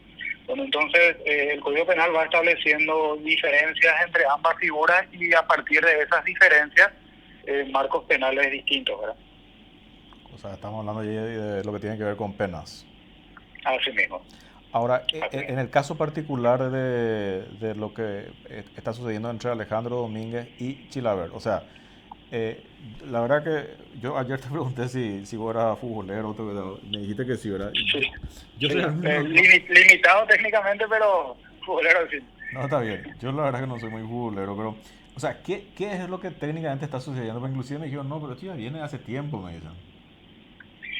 En realidad, el año pasado se solicitó, el señor Domínguez solicitó el análisis, ¿verdad?, de una serie de expresiones, tanto sobre hechos como juicio de valor, y es interesante la introducción previa que se hizo a partir de su pregunta, porque en este caso en particular, porque a veces se ve en la práctica, a veces querellas que se deducen y a una misma circunstancia, a veces los colegas le colocan las 3 calificaciones, lo cual no es correcto, ¿verdad?, por si le pega una de ellas, ¿verdad? No, en este caso en particular estamos haciendo referencia a 11 oportunidades el año pasado en la cual se virtieron varias expresiones, tanto sobre hechos con diferentes características y también juicios de valor. Por eso en este caso en particular, como hay una multiplicidad de hechos que forman parte del objeto del proceso, entonces en realidad puntualmente, llegado el momento del juicio, discutiremos qué porción responde a la calumnia, qué porción responde a la difamación, qué porción responde a la injuria, ¿verdad? Y hay diferentes contenidos. Hay contenidos en los cuales él mismo afirma hechos y atribuye conductas del señor Domínguez y la persona señala que son merecedores de condenas penales. En otros aspectos señala también hechos y atribuye la cualidad que supuestamente los hechos que señala y que afirma en cuanto a su existencia. Se hace referencia a violación de deberes que al mismo competen el cargo. Hay otros porcentajes que son juicios de valor, ¿verdad? Y redondeando también lo que había mencionado anteriormente, también cuando hablamos de esta figura es punible tanto la afirmación como la divulgación. Y en este caso en particular, señor Chilaver, lo que le vamos atribuyendo son afirmaciones, ¿verdad? O sea, o sea, para entenderlo más, o sea, o sea, estamos hablando de que hechos punibles, yo te juro que no sé, que le trató de ladrón, le trató de... Te doy un ejemplo, porque no solamente son 11 oportunidades, sino dentro de cada oportunidad hay varios contenidos. Por ejemplo, en un contexto señala de que el señor Domínguez, a partir de afirmaciones que él sostiene, merece una condena penal. En otros casos, por ejemplo, señala de que según su afirmación se implementó el VAR a los efectos de, a partir de ahí, realizar conductas ilícitas en el contexto de un auspiciante de la Conmebol. Y así sucesivamente, atribuciones en concreto que a nuestro criterio tienen relevancia penal sobre la base de estos hechos punibles, ¿verdad? No son comentarios, son afirmaciones y son atribuciones que están perfectamente delimitadas en la presentación y en forma circunstanciada, ¿verdad? Ahora, sí, yo leí, o sea, estamos hablando de las redes sociales, estamos hablando de Twitter, estamos hablando de... Estamos hablando puntualmente en este caso de Twitter. ¿De Twitter? Así mismo. Ok. Y yo sí un par de veces lo que leí es, ¿cómo es que a la Conmebol él lo usa un término así medio despectivo, ¿verdad? No sé, corrupción o corruptbol o algo así. ¿A eso también se refiere? No, la querella va mucho más allá. Esas simples calificaciones en realidad no es el fundamento principal. El fundamento principal está relacionado con atribuciones en concreto. Justamente por ese análisis es que se circunscribió la querella a esas atribuciones en concreto, no las simples calificaciones como corruptbol, etcétera, ¿verdad? Sino que dentro del sinnúmero de expresiones que se emitían a través de esa red social, te doy otro ejemplo, a través de que supuestamente a través de la administración de Domínguez hay casos de 20 millones de evasión, por ejemplo, y así diferentes circunstancias. No van solamente por el tema de los adjetivos calificativos, ¿verdad? Los adjetivos calificativos, cuando alguien señala, pertenecen más al campo de la injuria, sino que a circunstancias en concreto, ¿verdad? Y la mayor parte de los contenidos apuntan tanto a la difamación como a la calumnia, es decir, circunstancias fácticas, ¿verdad? Ahora, ¿cuál es la siguiente etapa? O sea, porque vi que en la notificación creo que hay una primera reunión de conciliación que me imagino que es, bueno, listo, te retractás, yo me retracto, sí, no, estamos de acuerdo, no, yo me mantengo. cómo funciona realmente esa parte, digamos. Porque siempre hablamos de todo esto, pero resulta que realmente nunca nadie sabe exactamente cuál lo que es los diferentes estadios dentro del tema de difamación. Porque mucha difamación, calumnia e injuria, ¿verdad? Porque muchas veces uno o lo hace medio, o el que vierte la palabra lo hace medio caliente, por llamar de una manera, o el que la amenaza que le va a demandar también lo hace medio caliente. Pero a la hora de la verdad, ¿cuál es los diferentes estadios dentro del proceso realmente? ¿Es sencillo, es fácil, es complicado? Tiene dos momentos. Los hechos punibles de persecución privada tienen unas reglas procesales que lo podemos dividir en dos momentos. En primer lugar, por ser de persecución privada, la acusación en este caso le corresponde a la víctima. No interviene el Ministerio Público como órgano de persecución penal. Entonces, en este caso en particular, cae sobre, como se suele decir en doctrina, cae sobre la cabeza de la víctima el rol de acusador.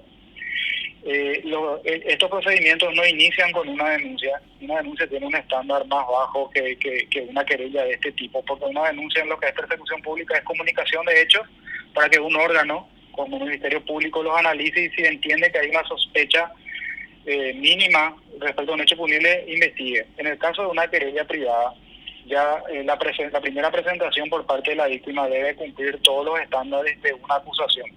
Es decir, la atribución circunstanciada de hechos, la individualización en concreto de la persona acusada, datos para ubicar a la persona, fundamentación en el sentido de por qué esos hechos serían relevantes desde el punto de vista penal y ofrecimiento de pruebas. Eso es lo que nosotros al inicio de este año presentamos la querella. A partir de ahí hay un siguiente momento que ya corresponde a un tribunal de sentencia. Las acusaciones por acción privada se presentan ante tribunales de sentencia unipersonales. En este caso particular, el tribunal de sentencia debe hacer un control de que esa querella cumpla todos los requisitos y estándares que exige la ley procesal. Si el tribunal de sentencia entiende que se ha cumplido todos esos estándares, entonces lo que hace es admite la querella, lo cual aconteció, y a partir de ahí el tribunal tiene dos obligaciones procesales. Y cuando hago referencia a dos obligaciones procesales son dos deberes impuestos al tribunal por la ley. El primero, notificar de esa decisión de admisión al querellado y a su vez poner a su disposición mediante un traslado la querella y lo presentado para que esa persona pueda preparar su defensa. Entonces la notificación que vimos en los medios de prensa creo que empezó desde el día martes, si mal no recuerdo. Entonces esta notificación que está dirigida al querellado, en primer lugar, le comunica la admisión de la querella y en segundo lugar le coloca al mismo a su disposición, tanto la querella como la documentación acompañada. Y luego viene una segunda obligación procesal por parte del tribunal de sentencia, que es convocar a esa audiencia de conciliación. Entonces, en cumplimiento de esa obligación es que el tribunal lo hace, no a pedido del querellante, y es un mecanismo que contempla en abstracto el Código Procesal Penal para eventualmente ver si existe la posibilidad de que no llegue a juicio oral, porque el juicio oral reclama tiempo de todos y también los órganos judiciales. Es lo que hizo el tribunal señalando para el 16 de junio esa audiencia. En ese momento, obviamente, tanto querellante como querellado son absolutamente libres de expresarse si tienen o no tienen voluntad de conciliar. Para el querellante es una carga procesal concurrir, es decir, el querellante está obligado, ya sea la persona, la víctima o su mandatario, está obligado a concurrir. Por el lado del querellado no existe la obligación de concurrir. Si no concurre, se subentiende de que no tiene interés en la conciliación. Entonces, en ese momento cada uno expresa su postura. Si la postura es avancemos con el proceso, a partir de ahí viene una siguiente etapa donde el tribunal debe dictar un auto de apertura a juicio y convocar a juicio oral y público. Y a partir de ese momento rigen las reglas comunes. Doctor, vamos al paso anterior. Las dos opciones que se pueden dar. O sea, vos me dijiste que el querellado puede ir o no. Digamos que sí quiera ir. Así mismo. Y el querellante puede ir o no. Ahora, el querellante está obligado a ir. Tiene que ir. O sea, Alejandro Domínguez tiene que ir. O a través de mandatario, establece el código. Puede ir personalmente o mediante su representante con poder. Está bien, pero digamos que se va al querellado. ¿Y cuál es? Vamos al siguiente estadio. El querellado y querellante se van. ¿Qué se dice ahí? Sí, ¿sabes qué? Disculpame, me estuve caliente y dije lo que dije. No, o sea, ¿qué sucede realmente? Es buena tu pregunta.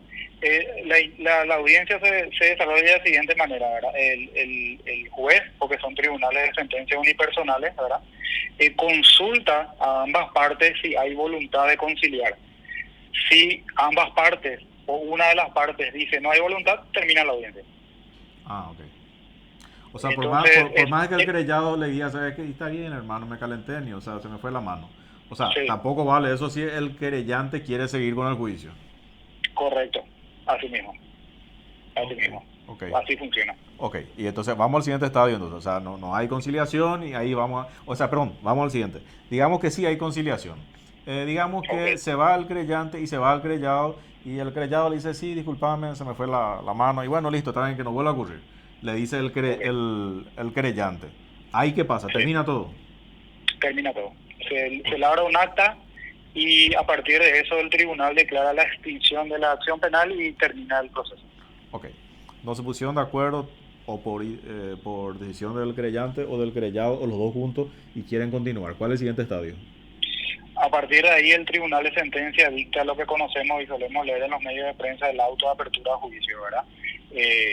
Hace un análisis, expresa cuáles son los hechos a partir de los cuales se va a debatir en juicio, admite la prueba, analiza y admite la prueba que considera pertinente que ofreció el querellante y le da un plazo al querellado, un plazo de 5 días, para que ofrezca su prueba. Pasado ese plazo, el querellado ofrece su prueba y entonces completa la autoapertura a juicio y dispone su apertura, ¿verdad? Y señala una fecha para juicio oral y público. Estos procesos, igual que los de persecución pública, se resuelven en un debate en juicio oral y público, donde están querellante, querellado y sus representantes, ¿verdad? Y se produce la prueba y luego de producida la prueba, el tribunal hace su análisis respecto a si los hechos están comprobados, si todos o parte de los hechos están comprobados, si luego de esa comprobación cuál es su relevancia penal y dicta una sentencia de condena o absolución. Una vez que estás ya en juicio, solamente son dos resultados posibles, condena o absolución. Ahora, si el querellado, digamos, dice, no, ahora sí voy a demostrar que lo que dije es cierto. O sea, puede pedir documentos que tienen que ver con la Conmebol para sostener su punto. Dependiendo del tipo de afirmación. El Código Penal básicamente contempla dos supuestos, que eso es estándar en la mayoría de las legislaciones. Hay una fórmula que se suele decir, hay hechos sobre los cuales no se hablan en el sentido de que no son en el sentido de lo que sería una crítica razonable, ¿verdad? Entonces eso ni siquiera está permitido lo que se llama la prueba de la verdad. Y hay estándares que si cumpliendo ciertos requisitos puede considerarse que exista una crítica razonable, entonces ahí cabe dentro de esos supuestos lo que es la prueba de la verdad, ¿verdad? Entonces ahí lógicamente el querellado tiene el derecho, cumpliendo esos estándares, a ofrecer su prueba y decir el contexto en el cual yo me expresé responde a las características de lo que en el Código Penal se denomina una crítica razonable, y entonces voy a producir la prueba en ese sentido, y bueno, y si la prueba en ese sentido otorga esa razón, lógicamente no es típica la conducta, ¿verdad? Ahora, pero ¿puede el querellado pedir documentos? O sea, técnicamente me dijiste puede. Sí, no cualquier cosa, cumplido esos estándares puede, y eso se llama pertinencia de la prueba. Sí, claro que puede, siempre que se cumplan esos requisitos y siempre que la prueba sea pertinente, ¿no? O sea, ella dice, sí, yo sé que hay un contrato que se hizo con tal entidad y ahí hay una... Entonces, él puede pedir, por ejemplo, ese documento y exigirle, qué sé yo, a la Conmebol que traiga el documento a la vista y que eso sí fundamente su posición, su acusación. Si responde a los presupuestos que lo analiza el juez, ¿verdad? Claro que sí. Y ahí es muy interesante y es muy buena tu pregunta, por ejemplo, está el campo de los juicios de valor. En el campo de los juicios de valor no cabe la prueba de la verdad, por ejemplo, ¿verdad? O sea, si yo digo, haciendo un juicio de valor, fulano es tal cosa, ¿verdad? Ahí no cabe lo que es la prueba de la verdad. Salvo que en realidad esa calificación no sea un juicio de valor, sino que tenga un contenido fáctico, ¿verdad? Entonces, en algunos casos cabe la prueba de la verdad, en otros casos no. Tiempo estimado, o sea, yo sé que siempre es difícil, una vez que ya se entra en la justicia, se sabe cuándo se entra, pero no se sabe cuándo se sale. Pero, Correctísimo. tiempo estimado de todo esto. Y va a depender mucho de la agenda del tribunal. Y tenemos que recordar que estamos saliendo de un parate judicial. Tanto los juzgados como los tribunales, la Corte Suprema le señaló un plazo que, si mal no recuerdo, vence este lunes, en los cuales ellos tienen que reagendar todas sus audiencias suspendidas por el tema del COVID y el parate que se levantó el 18 de este mes. Entonces yo creo que, dependiendo de la fecha, ojalá que podamos ya hacer la audiencia de conciliación el 16. Entonces ahí vamos a tener un panorama claro acorde a lo que sea la agenda del tribunal. Tenemos la expectativa de si llevamos sin mayores sobresaltos procesales los pasos, ojalá lo podamos hacer este año, ¿verdad? Ahora, pero tu pregunta es buena, porque ahí de repente, dependiendo de la sobrecarga del tribunal, te digo por experiencia, por ejemplo, en cuestiones ya de persecución pública, que muchas veces tengo casos en los cuales se sortea el tribunal y conforme a su agenda te señala para 10 o 12 meses después de que recibe el expediente, ¿verdad? Ojalá podamos hacerlo lo antes posible. Ahora, en la siguiente, o sea, en las consecuentes etapas que se vayan dando, digamos que el querellado, qué sé yo, pierde, no puede sostener lo que dijo, etcétera, ¿verdad? Ahora, no es lo mismo que un querellado. La idea pues es aprender también con todo el caso, ¿verdad? No estoy hablando tampoco del caso en particular, luego. Digamos que un querellado le dice, no es lo mismo que un querellado le diga a Juan González, bueno, son ladrón, a que le diga a diferentes personas de acuerdo a ciertos roles que asumen. No sé si déjame repreguntar porque no sé si me expresé bien. O sea, en el caso particular del querellante, tiene un rol particular hoy de una envergadura, de una investidura, etcétera. No es lo mismo eso que Juan González. No estamos hablando de valoración humana, estamos hablando de situaciones simplemente de roles. Ahora, si el querellado pierde, ¿cómo se evalúa esa pena? O sea, si es Juan González es tanto, y si es, qué sé yo, este rol, presidente de, qué sé yo, de Cerro Porteño es tanto, y si es presidente de, del club que quedó es tanto. O sea, ¿cómo se valora esa? Porque todo al final termina en una cuestión numérica, tengo entendido.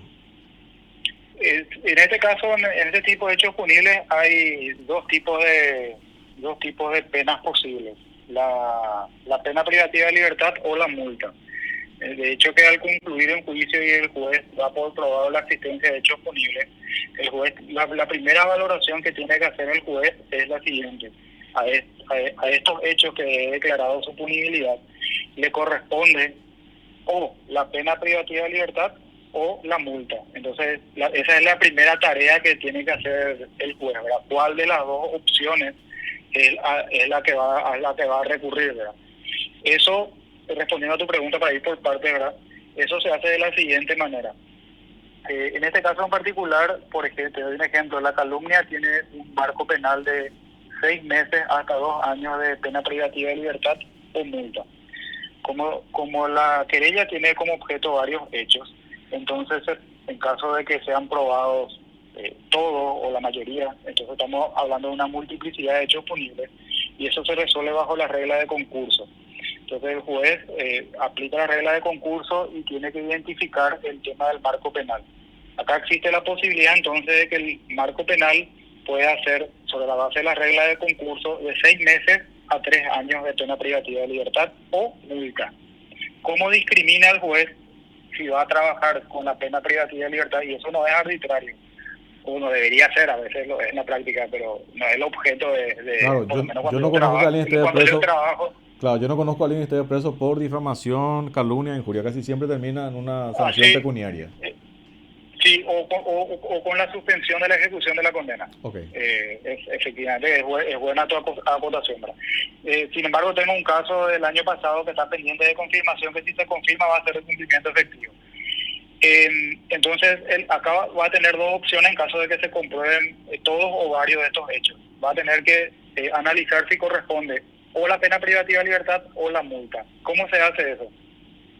Primero el juez tiene que hacer una medición y el Código Penal trae toda una serie de supuestos legales para hacer la medición de la pena.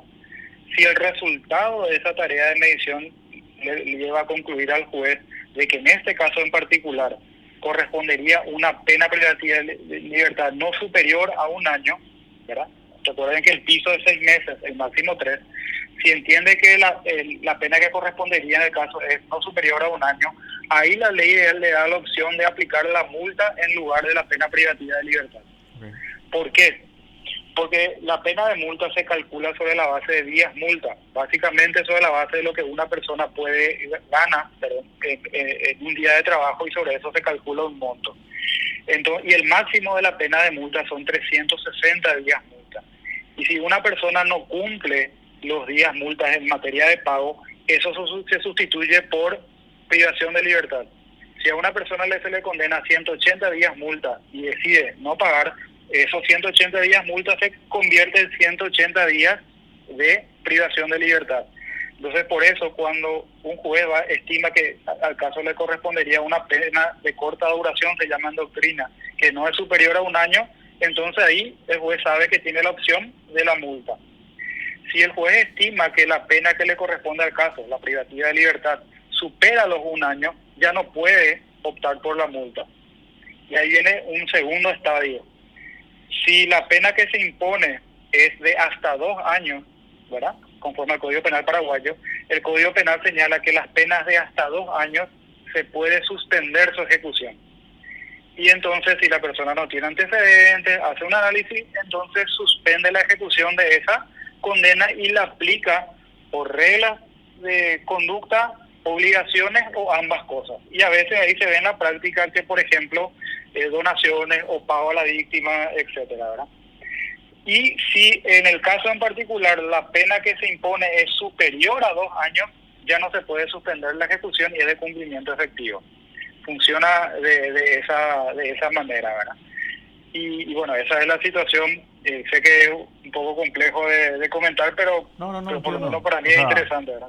O sea, si le condena 1 año, va a tener que, partiendo de la base que no se va a ir preso ni en cana, va a tener que pagar por 1 año. O sea, lo que recibe, en este caso, Alejandro Domínguez, de ingresos diarios, digamos, por llamarlo de una manera, para ponerle todo en realidad, sí, en realidad es el ingreso del condenado. Y esa multa va para el Estado ahora. Después el tribunal puede analizar en este tipo de hechos punibles, y en realidad debe analizar si además de la multa corresponde lo que se llama una composición, ¿verdad? Y también, por ejemplo, cuando se divulgan expresiones y se utilizan tanto medios escritos o estos medios que son estos medios es muy interesantes porque conforme a la definición del Código Penal, estos medios como Twitter y más responden a lo que se llaman también publicaciones. Publicaciones hoy en día en el mundo actual no son solamente los medios escritos, ahora hay muchos medios de difusión como estos que son publicaciones. Entonces, por ejemplo, el tribunal puede imponer una pena privativa de libertad o puede imponer, por ejemplo, una multa, y también, por ejemplo, puede, a cargo del condenado, puede disponer la publicación de la sentencia. Okay. O sea, hay varias opciones. Ahora, en el caso particular, creo que era el caso de Calega Laverna contra Acero, una cosa así que al final terminó perdiendo, creo que Acero, ¿verdad? Algo así, creo, si mal no recuerdo. Incluso ahí creo que hubo una compensación pecuniaria, una cosa así. O sea, ese es un caso típico de que tuvo que poner o sea, que le condenaron a menos de 1 año. Por eso tuvo que poner la multa. Así mismo. Y ahí si la memoria no me traiciona, seguramente hubieron 2 consecuencias penales. Porque las consecuencias penales son las penas, pero también este tipo de medidas, como te señalé, la publicación de la sentencia o la composición. Ahí, si mal no me acuerdo, pero estoy apoyando más en la memoria y hace varios años eso, y yo creo que todavía no había terminado la universidad cuando eso. Seguramente se aplicó una pena que habrá sido una pena en el sentido de multa, que eso va para el Estado, y a su vez el juzgado habrá ordenado una composición, porque recuerdo que creo que hubo algún pago, me parece, a la víctima que se había establecido. 900 millones creo que fue, si mal no recuerdo. Sí, puede ser. Entonces ahí se aplicaron dos consecuencias penales. Por un lado, una pena que evidentemente, porque si no hubiéramos, evidentemente no fue, o fue una multa o no fue algo de cumplimiento efectivo, y por otro lado seguramente una composición, ¿verdad? O sea, hay dos cosas al final desde el punto de vista pecuniario, digamos. O sea, está Sí, la multa correcto. que va al Estado y está la compensación a la víctima. Correctísimo. Híjole, está bastante... O sea, son varios estadios que se tienen que ir dando por lo que veo. O sea, esto Sí. va a llevar su tiempo, ¿eh? Sí, va a llevar su tiempo, va a llevar su discusión. Se discute lo bueno de estos casos, al igual que lo que es la persecución pública. El juicio es oral y público, puede ser presenciado, es la manera en la cual la sociedad, un mecanismo para controlar la tarea de los jueces. O sea, es un mundo interesante. Sabemos que tiene sus bemoles, que a veces estamos en desacuerdo con los pronunciamientos, pero el juicio oral es un momento interesante para poder ver cómo se desarrollan las tareas, ¿verdad? O sea, no es muy presenciado habitualmente, pero es un mundo interesante. No, yo creo que este caso sí va a tener un tipo de seguimiento, digamos, por las personas involucradas, digamos, y sobre todo que estamos hablando de una cuestión que pasa por una pasión hasta, o sea, del tema del fútbol, o sea, una cuestión de deporte detrás, por llamarlo de una manera también, ¿verdad? Entonces, sí, no, de hecho. O sea, yo creo que va a ser una cuestión que va a dar mucho seguimiento, y sobre todo teniendo en cuenta que técnicamente hablando, para hablar ya de una manera medio más pugil, va a haber un ganador y un perdedor. Sí. Juicio oral, así como señalas. Hay solamente esos dos, salvo los casos que se extinguen por un tema de plazos o porque se generó un obstáculo procesal. Una vez que estás en un juicio es absolución condena, ¿verdad? Así sencillo, en términos pugilísticos, como señalaba. Excelente, doctor. Te agradezco muchísimo por la comunicación telefónica. La verdad que es un tema apasionante porque realmente siempre escuchamos, siempre hablamos. Normalmente siempre hay mucha carga emocional cuando se entra en lo que es difamación, calumnia, injuria, tanto de la parte afectada como de la parte que prolifera, digamos, ese tipo de calificativos. Y en este caso con un condimento adicional que va al deporte y a un tema que está en las entrañas de todo, ¿verdad? Que es el tema del fútbol.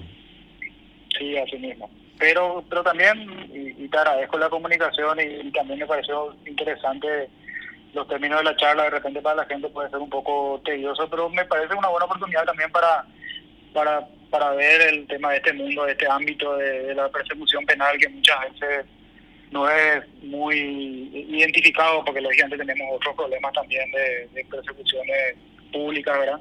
Pero es una cuestión que hay que tener en cuenta. Tenemos un catálogo de hechos punibles de acción privada que siempre está en discusión, el tema de modificarlo, y bueno, es un tema muy interesante.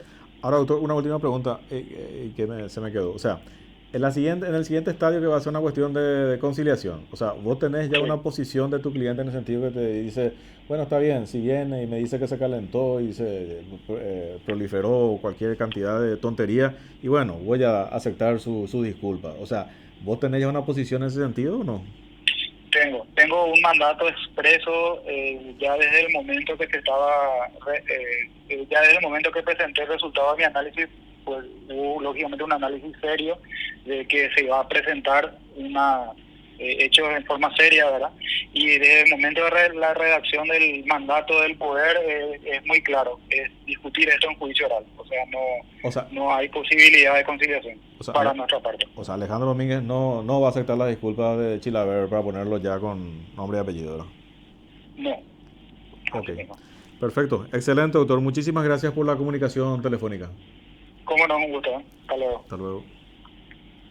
Bueno, así estábamos con el doctor Claudio Loera, es el abogado querellante de Alejandro Domínguez, presidente de la Conmebol, contra José Chilaver.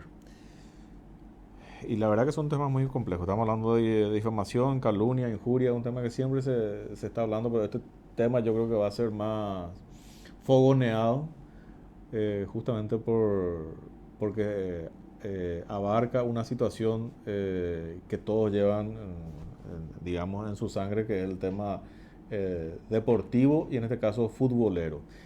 Y si queremos poner una manera más, digamos, callejera, va a haber un ganador y va a haber un perdedor. Es un tema más allá de las cuestiones jurídicas, digamos. O sea, yo sé que va a ser desde el punto de vista jurídico, va a ser una maraña, pero desde el punto de vista de nosotros jugando en la calle, o sea, técnicamente esto va a generar un ganador y un perdedor. Bueno, nosotros, pero lo importante que mencionó acá el doctor Claudio Lovera es que en la primera etapa esta que se está dando ahora, que es la conciliación, que creo que dentro de un par de semanas o algo así, Alejandro Domínguez ya mencionó de que no va a aceptar, qué sé yo, las disculpas o la conciliación de parte de Chilaver, sino que va a ir hasta el final del juicio. Bueno, esto va a llevar su tiempo y va a ser un tema interesante, digamos. Bueno, ya saben que pueden ver nuestro programa en diferido a través de YouTube, Facebook, Twitter y a través de nuestro canal digital hugoportillo.com. Nosotros regresamos el próximo domingo a las 19 horas. Y después vamos a tratar de ir subiendo otra vez a las 20 horas. Bueno, buenas noches, muchas gracias. Artículo 26, bajo la conducción de Hugo Portillo. A26 es tu espacio de libertad de expresión y difusión de pensamiento sin censura. Todo lo que se dijo ahora en la bicameral es que no hubo nunca una posición paraguaya. Para que recibas información coherente, veraz e imparcial. Esa acta estuvo mal, esa acta fue una acta entreguista y esa acta por acción u omisión el responsable directo del presidente porque un acta internacional. En A26, con una mirada objetiva y crítica, buscamos poner sobre la mesa de debate temas de relevancia para nuestro país y el mundo.